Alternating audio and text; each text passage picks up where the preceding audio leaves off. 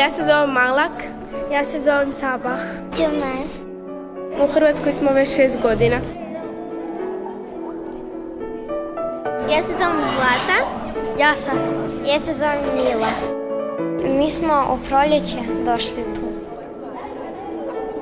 Ne volim povijest, ne volim prošlost. Šta će mi sad prošlost ako smo mi sad u budućnost? Ovo je najbolja škola.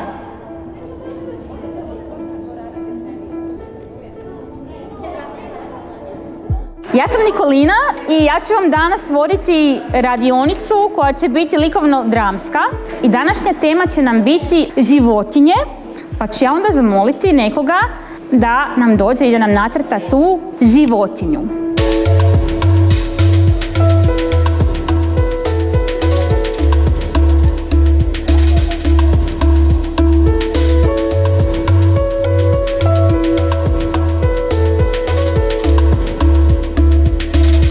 Škorpion. Bravo, škorpion. Bravo. Stavit ćeš u usta jabuku. Ona se što se ovo se čuje. Ja kad slišam u jabuku. Vrati moja uvijek, ha? Ha, ha. Možda korniča. Bravo. Oho.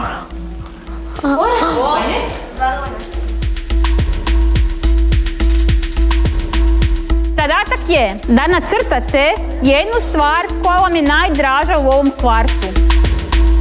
Volim biti dobra prema svima. Iskreno da kažem, pametna sam, imam dobre ocjene.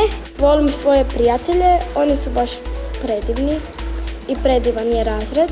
Malo mi je teško jer moram razmišljati šta moram učiti, šta moram raditi da bi mogla postati doktorica. Ovo je maca koja šeta po mamutici i po kvartalu.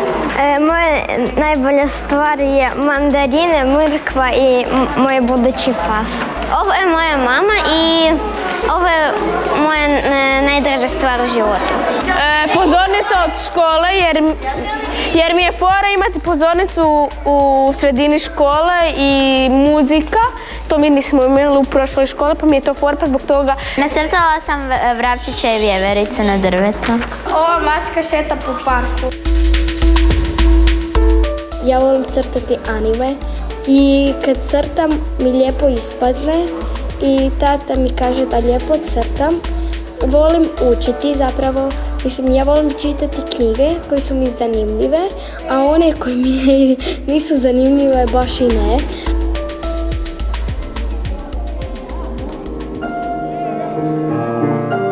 Ja volim pjevati, ali ja se sramim.